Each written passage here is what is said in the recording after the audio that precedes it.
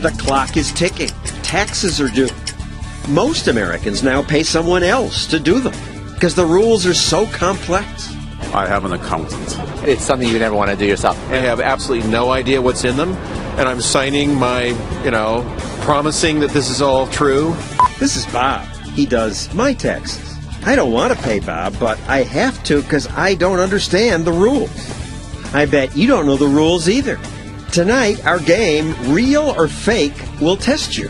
One state offers a $50 tax credit for losing both arms. Is that real or fake? That we're not sure shows how crazy it is that the IRS spends your money to make this film that says without the IRS, Earth would be in chaos. There's money laundering, bribery, cash pay haircuts and manicures. And some people want higher taxes. But we're already taxed to death. That's our show tonight.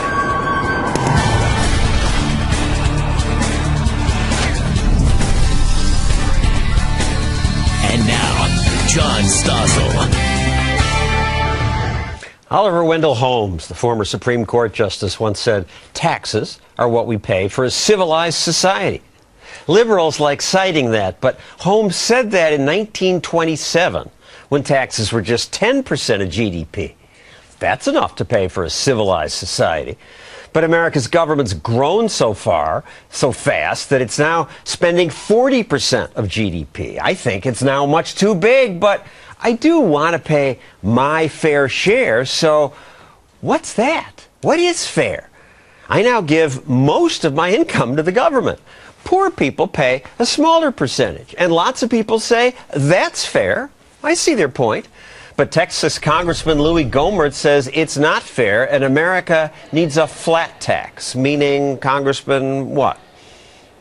Well, it means that when people hear the word fair share or the fair, it ought to be flat tax. The only way to truly make things fair, so that if you're making more, you pay more, you make less, you pay less, make it a flat tax.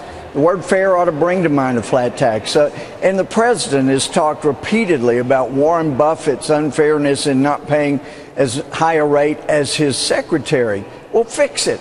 Make the capital gains 15. Make the income tax 15. We can work out a number, but make it flat to make it fair. You hear people say, well, I want it fair, and they really do, but they cannot tell you what a fair share is. You give them the numbers about the top 1% making 13% of the money and paying 39% of the taxes, their eyes gloss over. But if you say, well, would it be fair if everybody paid the same rate across the board? They go, yeah, that sounds fair. I think Americans are ready for it. I am skeptical. I think most Americans would say Warren Buffett has billions of dollars. He should pay more than I do. That's absolutely right. He should pay more than But he should be a higher should. percentage, I mean.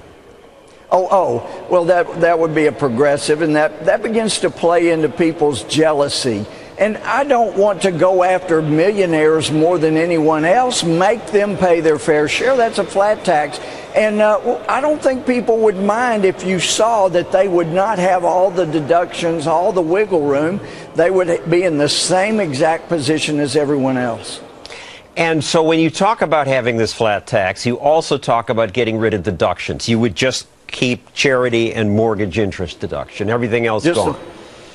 Everything else gone. Everything gone. And, if you were going to design a system that would really allow maximum corruption, maximum lobbying efforts, maximum fundraising in Washington, you'd create a system just like we have, where it's so complex. We've gotten to this point now. We've got to fix it. It can't keep going like this. But the complication comes in all the stupid deductions and exceptions. The complication, a graduated progressive tax rate is not that complicated. Well, but the way that the wealthy have not been fighting so hard against the progressive rate is they've got all the loopholes. I think the wealthiest would quit fighting so hard if they were on the same level playing field with everyone else, and I think people would accept that. But our leadership so far has not been willing to push it, and I think it's a no-brainer. We ought to be pushing it. Thank you, Congressman Gohmert. Well, thanks Steve Forbes and Art Laffer and all those who've been pushing before me. We'll hear from Art Laffer shortly on the show. Good. Now, what I hate even more than just the high taxes is the complication. I resent that I have to pay him for the hours he spends doing my tax forms, just mine. But I have to pay him because there's no way I can do mine on my own. The federal tax code is now 70,000 pages long.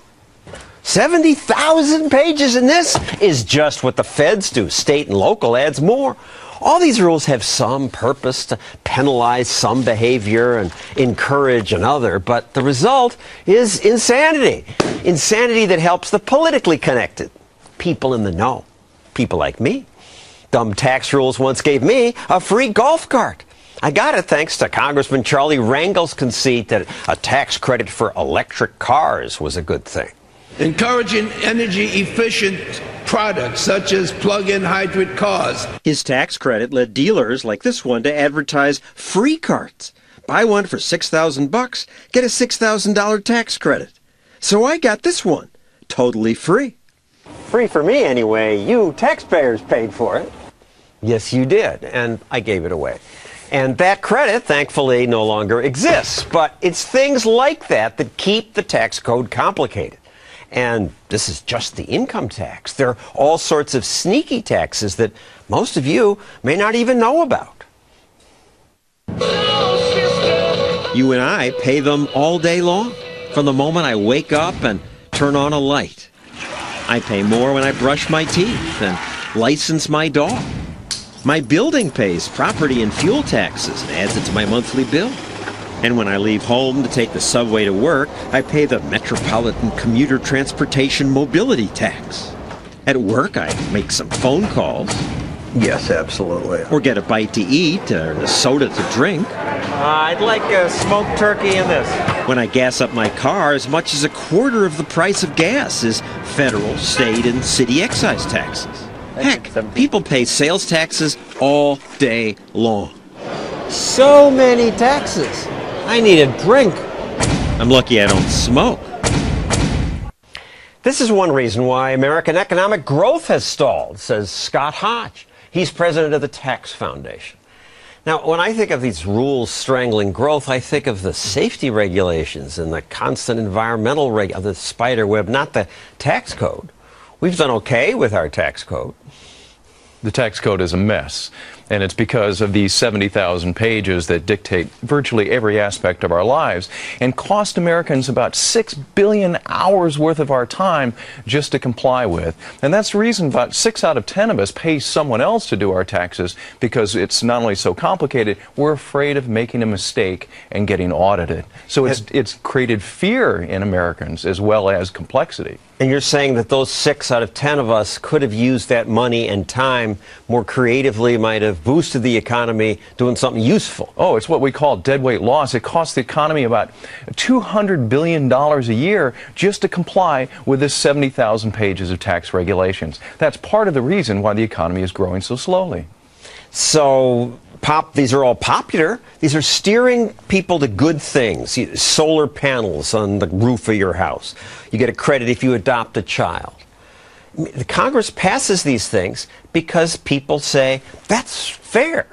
Oh, they all sound great by themselves, but when you put them all together, it's what creates this complicated mess and dictates every aspect of our lives. It's made the IRS a super agency involved in everything from where we put our kids in daycare to whether we buy a hybrid vehicle. That's nuts.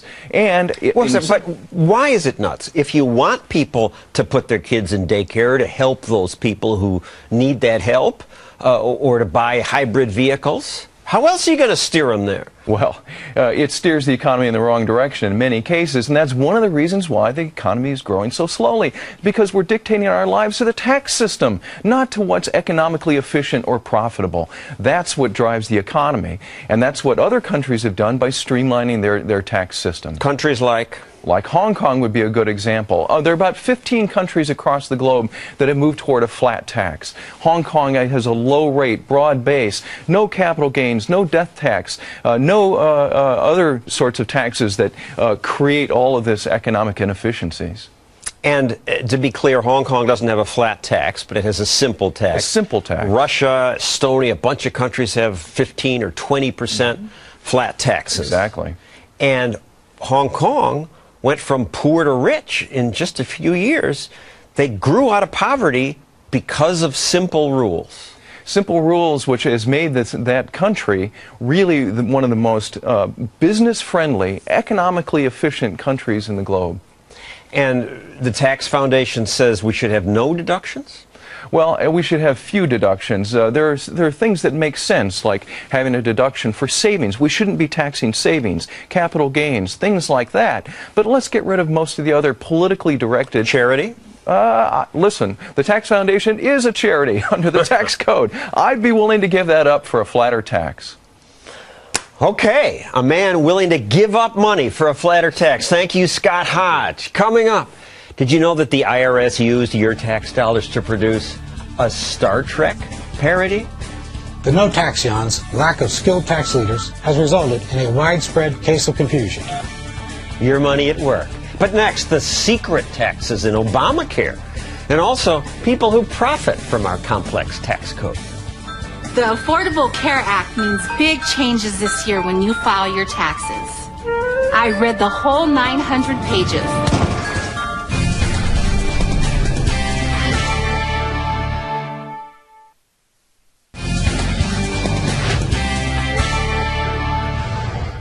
I understand that I have to pay taxes, but I resent the sneaky taxes, the hidden fees on my phone bill and electric bill. And now we're about to be hit by new sneaky taxes as part of Obamacare. Maybe you thought Obamacare is funded by shifting money from rich drug companies and insurers. Dream on. You will pay more, though there hasn't been much publicity about that, says John Merline. He writes about taxes for Investors Business Daily. So what's hidden in Obamacare? Well, there are 21 at least tax hikes in Obamacare, separate tax hikes. Most of them you won't see. They're hidden in various ways. Let's say, for example, that you have a flexible spending account, which millions of Americans do. Tax-free money that you can spend on health care. Also called a health savings account or medical savings account. Obamacare limits it to $2,500. So what that means is anybody who had been putting, say, $5,000 into a flexible spending account is going to pay more taxes next year. They won't know why. They'll just suddenly realize they have a smaller deduction. Their tax bill goes up. What else? Well, you also have limits on what you can use your flexible spending account on. Obamacare says that you can't spend it on over-the-counter drugs, which you used to be able to. Now, the limit on how much you can put into a flexible spending account raises $24 billion over 10 years. The limit on what you can use it for raises another $4 billion. So it's not peanuts here. You're talking about real money. The biggest money, $317 billion, payroll and investment tax? That's supposedly the tax hike on the wealthy that you mentioned.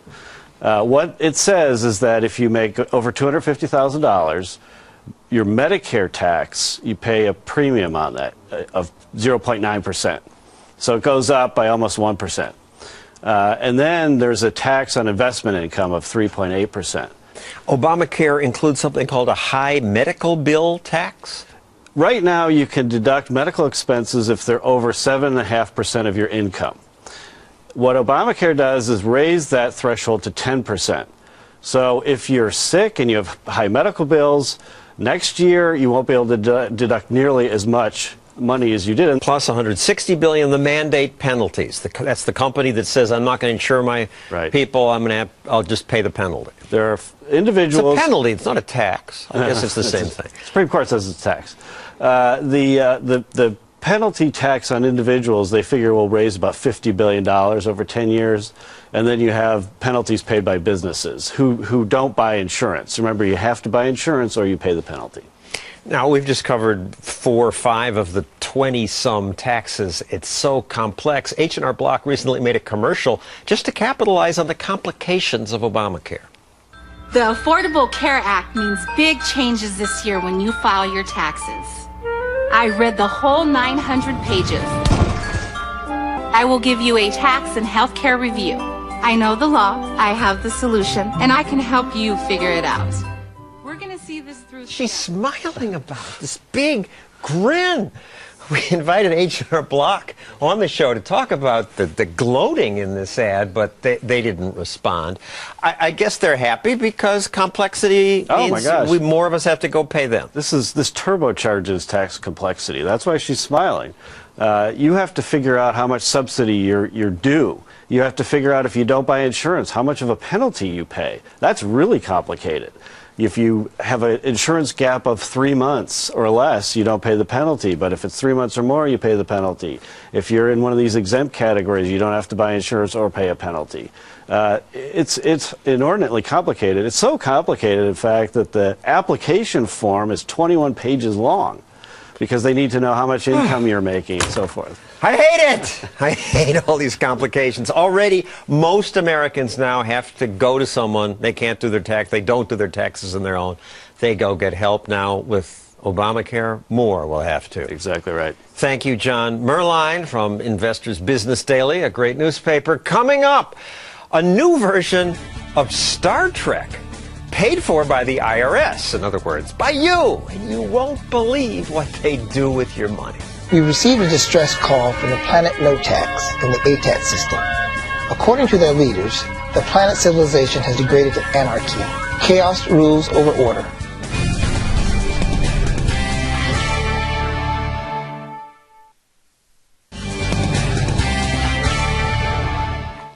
As I pay my taxes this week, it would be comforting to know that the people at the IRS collecting them understand the burden taxes impose, and they approach their work with humility.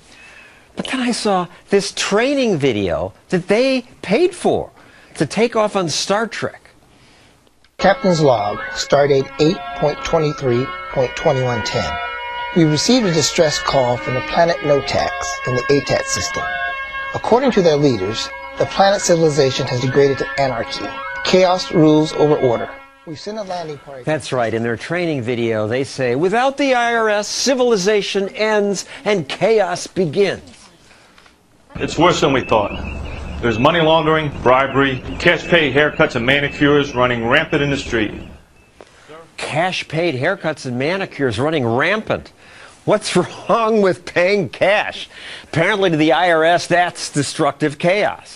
And the IRS is upset that on that planet, amateurs help people with their taxes. They're all calling in now, Captain. Interplanetary tax practitioners practicing without a license. We asked one guy for his credentials, and he showed us his movie ticket stub. Which movie was it? Avatar 17 in 4D. Back in Russia, I dreamed someday I'd be rich and famous. Me too. That's why I became a public servant. That video cost you taxpayers $60,000. Why would the IRS do this? This show's special correspondent Kennedy and Reason Magazine editor Matt Welch have some ideas. So why? What's going on here? This was a conference. This was a video in front of a conference of IRS investigators. And so it's a sort of way to build morale and make them feel good about themselves so they can feel good that they're going throughout the galaxy and making sure that there's no chaos because there are IRS tax collectors scrounging through each and every seat cushion in the universe. It's inherently distrustful of human nature, and for that I find it patently offensive. And it's illogical. And the acting is horrible. The acting is horrible. But there is logic that we need some taxes to pay for the government that we do need. There's no logic that somehow if you take the IRS out of the American picture, that it will devolve into anarchy. That doesn't make sense. We didn't have federal income taxes in this country 100 years ago. It's a century old, this notion. And the United States back then in 1900 was the biggest economy in the world. It wasn't chaos. It wasn't anarchy. It was the world's most successful economy before the federal income tax. And the government got money from tariffs, user fees. Exactly. And the last clip confused me because they say, oh, on this horrible planet, amateurs were helping people with their taxes. The IRS, the government tried to get a law passed saying you had to have a license to give tax help.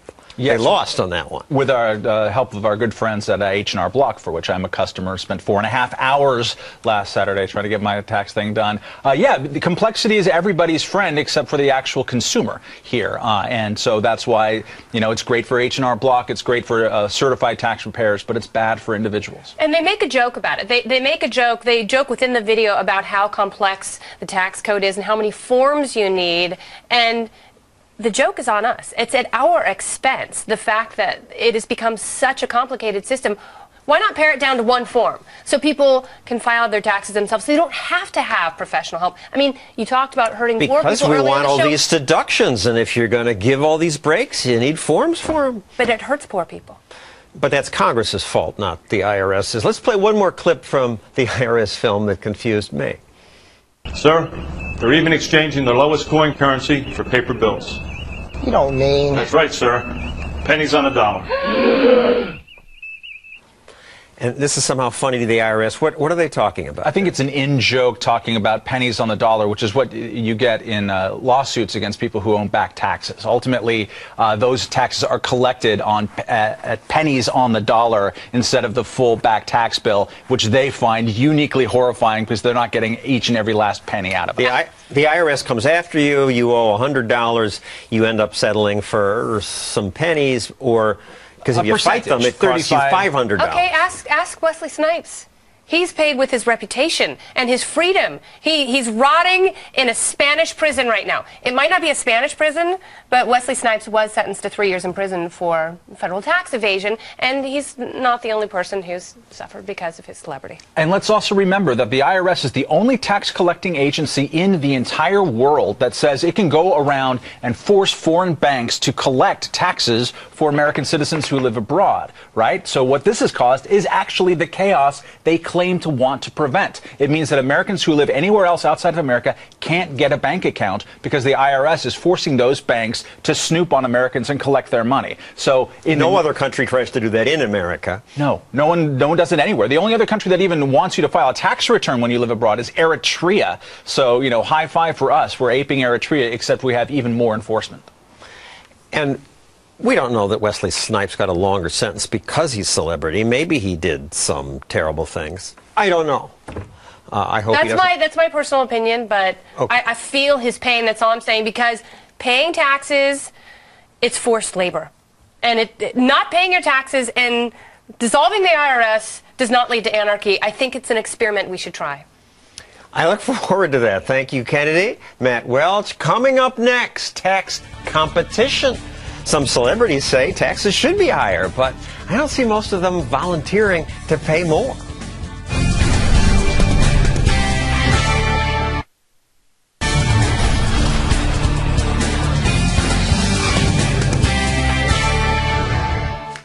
There are some really rich people in America, and America's deep in debt, so why not just raise taxes on those rich people? Some famous rich people say they sure don't need a tax cut. Eva Longoria, who works on movie sets, does not. I don't spend so much that I can't afford to pay a little bit more in taxes. I really don't mind paying more taxes.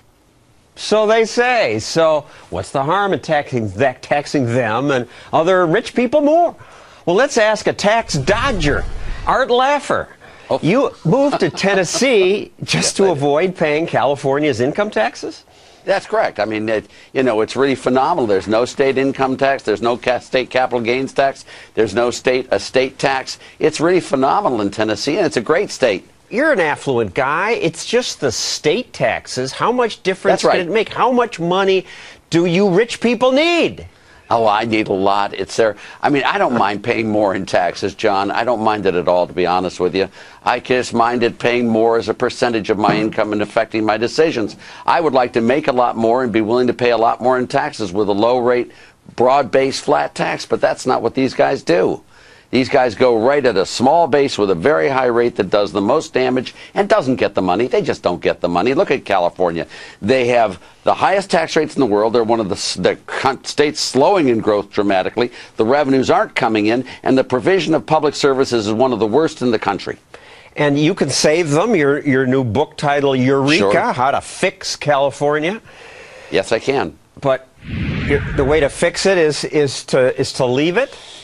Well, if they won't fix it, I've got to leave it. I was on Governor Schwarzenegger's Council of Economic Advisors, and when he turned to the dark side, we tried 4 propositions that were really pretty good. And we lost. The California Teachers Association beat us to a pulp. But then he switched and he became part of the problem, and I just said, I'm out of here. And in 2006, I moved to Tennessee, purely and simply because of taxes and state economic policies. It's just, and look what's happened since then. I mean, if you don't believe that it was a good forecast, not that I make many good ones, John, but that one was good. And states like Tennessee that don't have a state income tax grow more than other states. Oh, yeah, we have more revenues, too. I mean, we have much less unemployment. And all these states that have no state income tax, I'll run through the list: Alaska, Florida, Nevada, South Dakota, Texas, Washington, Wyoming, Tennessee, New Hampshire. They are all prospering, growing better than the tax states? Well, not all of them are growing better. I mean, there are other policies that also matter. I mean, for example, 2 of those states that you mentioned do have an unearned income tax rate. 3 of those states, I believe, are not right-to-work states. So there are other factors that make a difference. But yes, they're doing very well. And the high-tax states, California, New York, Illinois, on the road to Greece. Yes, they really are. I think that would be insulting to Greece. All right, let's talk tax rates. Golfer Phil Mickelson, who made $60 million last year, took a lot of grief when he said, my tax rate's 62, 63%. I got to make some decisions about what I'm going to do. I don't know why he took grief for that. I mean, it's a very true statement. Because people say, sure, you'll save $8 million, but you got millions. You're greedy. How much you want? Well, you can give it to people you choose to give it to, but to give it to these people in Sacramento is a travesty. That's like feeding rats in your basement. You just shouldn't be doing that, John. You don't want these creatures to breed and multiply. They are the problem. It's like giving money to tobacco companies to sell more cigarettes. It's just terrible. Some other celebrities were more open about maybe moving to another state because of taxes. Tiger Woods moved from California to Florida. I moved out of here, back in '96. For that reason. Here in California, I just want to say, liberals, you could actually lose me. It's outrageous what we're paying. That's Bill Maher, who generally loves big government. So you'd think it would start to sink in when even those people say that. Yeah, I know Bill Maher fairly. I've been on his show a number of times, and I sent him a copy of my book as well and said, join me, Bill. We'd love to have you in Tennessee. Will Smith says he supports higher taxes, but when he was being interviewed in France and learned about their proposed 75% tax rate, his reaction was telling. Vous avez eu à payer d'impôts, vous, au-delà de 1 million d'euros? Pas 30%. 75%. Not 30. 75. 75. Ah ouais. Wow, yeah, that's different. Bon, là, c'est vrai que c'est pas pareil quand même. Yeah, 75. 75%. Well, you know, God bless America. All right, we can laugh about the hypocrisy of celebrities, but let's just go back to the basic question of fairness. Yes. Shared sacrifices, they say. Warren Buffett and Obama this week on his budget, he's saying if you're making more than $1 million, you got to pay at least 30% in taxes, the Buffett rule. It seems reasonable that those of us with more should pay more. Well, we should pay more. I mean, if you make 10 times as much as I do, John, I think it's perfectly right that you would pay 10 times as much in taxes as I do. I mean, that to me seems perfectly obviously fair. But when you look at Warren Buffett, what really is unfair is he paid about 6/100% of his income in taxes. That's not fair. And that doesn't even include his not paying capital gains because he owns Berkshire Hathaway and his company buys and sells the stocks. He doesn't do it personally. And he's also got an insurance company who, as we all know, has huge tax advantages. I mean, Warren Buffett is the master. He's the king of tax circumvention. And to have him tell other people to pay more in taxes is truly obnoxious and hypocritical. But because he pays so little, it seems reasonable that he should say, change these rules, make me pay more. Yes, he should. But he didn't. I watched every time he talked about it, and he never once suggested taxing unrealized capital gains. He never once suggested limiting the amount of deductions on gifts to your family's 501c3s. He never once mentioned any of that stuff. I mean, for obvious reasons, that's what would have gotten him. It is hypocritical. And, you know, it's like Howard Metzenbaum of Ohio, who was the father of the estate tax, the death tax. 6 months before he died, he moved to Florida so he wouldn't have to pay the Ohio estate tax. John Kerry in Massachusetts, buying his yacht and harboring it in Rhode Island. I mean, on and on it goes. Their behavior is not bad, John. It's their words, it's their policies, it's their recommendations and influence on others that's so hypocritical and disgusting. Who would have thought that actors and politicians would be hypocritical? Yeah, that's right. Thank you, Art Laffer. Thank you very much, John. Coming up, what would be a good tax system? And also a quiz on tax breaks. Can you tell what's real and what's fake?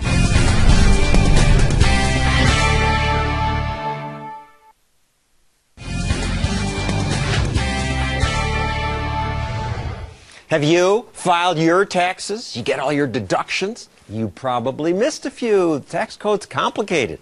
Those best able to avoid death and taxes are those who death by taxes are those who employ lobbyists and tax specialists. I don't have a lobbyist, but I do have Bob to prepare my taxes. Thank you, Bob. I'm glad you're there. Actually, I'd like to fire you. I don't want to pay you, but I assumed if I didn't pay him, I'd miss all kinds of tax breaks. To me, the rules are just incomprehensible, and I bet to you too. So let's test that by playing a game we call Real or Fake. Which tax break is real, which is not? I'll compete against two Fox and Friends hosts, Gretchen Carlson and Steve Ducey. Kennedy's back here to test us, so take it away. All right, thank you very much, and thank you all for playing Real or Fake. All right, is there a $10,000 tax deduction for whaling captains? Is that real or fake? That is, in fact, real. You all got it correct. What a way to start the show. I gotta be a sea captain. All right, question number 2. Is there a $500 tax credit for painting your roof white? Is that real or fake? Where? Anywhere. Top of your house. Steve Ducey has just taken the lead. Congratulations. That is real. Stossel. It is run by the Energy Star program that cools the inside of your house because white reflects light. Thank you. All right, What if you question live number at 3. a cold place? That's what I thought. So I asked which state. Question number 3. Can you deduct up to $500 to make your jet ski more energy efficient? Is that real or fake? Congratulations. You all got that one right. All right, question number 4. In one state, you can get a $3,000 tax deduction for an exceptional tree. Is that real or fake? An exceptional tree. An exceptional tree. One that eats in your yard. Eats in your up yard. green gases? No, actually, nobody could make this up. Yeah, exactly. The gentlemen have it. Come on, Gretchen. Come on, sister. Timber. Question number 5. Is there a $500 tax credit for putting a permanent bird sanctuary on your property? Oh, please, of course. And I'm sorry, you all got that wrong. You cannot put a bird bath in your front yard and get a $500 tax. There ought to be a tax credit for that. There really should. Yeah. All right. Question number 6. One state offers a $50 tax credit for losing both arms. Is that real or fake? What? $50 only? Tax credit. You know what? It's so outrageous. Finally, Gretchen, yes, sister, Woo! that is right. real. Girl power. Woo, Kennedy. In Oregon, you must have suffered a permanent and complete loss of function of 2 limbs. But you can only collect the $50 the year you lose the limb. Oh, I'd have to pay Bob $50 just to fill out the forms for that. But that's horrible. That actually is, that's a horrible law. That is. At least they're giving something. No, come on. That is a slap in the face. Do you want to disarm that law? Yeah. Oh, come on now. She'll be here all week. Thank you. Try the veal. There's a tax credit for that, too. Question number 7. Montana. Question number 7. One state gives you a $50 tax credit for putting up a flagpole in front of your house. Is that real or fake? The gentlemen have it. That is, in fact, fake. Made that up. It sounds real because it's patriotic. It does sound good. But it does. It's better than that other one. Question number 8. Is there a tax credit to hire kids that aren't readily employable because they lack basic skills? Probably. Is that real or fake? That is absolutely real. It's called the Work Opportunity Tax Credit. Disconnected youths must be between 16 and 25, unemployed, with no college, and they have to lack basic skills. I've had a couple of those at my house. All right, question number 9. One state lets you deduct up to $200 to foster the classic American sport of footbag, also known as hacky sack. Is that real or fake? This can't be real. No. This can't be real. You're absolutely right. That is fake. That is phony baloney. Yes. The last question. This is question number 10. In one state, if you live to be 100 years old, you don't have to pay state income taxes. Is that real or fake? Is that the state of Willard Scott? Oh, very good. I think it's going to be fake. 100. Brought to you by Smucker's Steve Ducey for the win. Thank you, Kennedy, and thank you, Steve and Gretchen. Wouldn't it be nice if taxes were simpler so you could do them yourself and pay less? I could fire Bob. When we return, a better way to tax.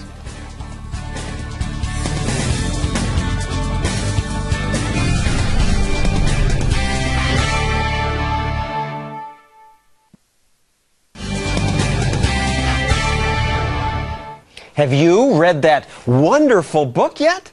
Just came out in paperback. No, They Can't responds to the conceit that government can fix everything. Well, it can't and it shouldn't try. Government fails, but individuals succeed. But individuals can't succeed when government's constantly in your face, taking your stuff, telling you what you may not do. And government does more of that as it grows. In recent years, it's grown bigger under every president, both parties.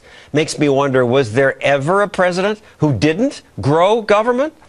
Well, there were a couple, actually, including this guy, Calvin Coolidge. He's never on those best presidents lists that I see, but he should be, says the woman who wrote that book, Amity Shlaes. Coolidge actually stopped growth, cut spending. Yes, he did. When Coolidge left office, John, in 1929, the federal government was smaller than when he came in 1923. And yet, the chattering classes, the smug know-it-alls of the political class, he's not liked. He's not. Well, politicians of either party like to grow government, and he shrank it. And what I found in writing this book was, it was fascinating how he said no, they can't. He said that all the time, John.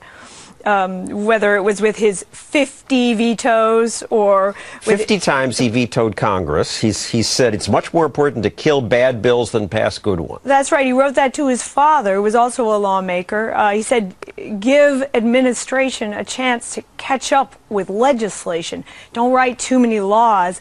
All these interesting phrases that sound so foreign to us now. That's what I like about him. He's a bit different, right?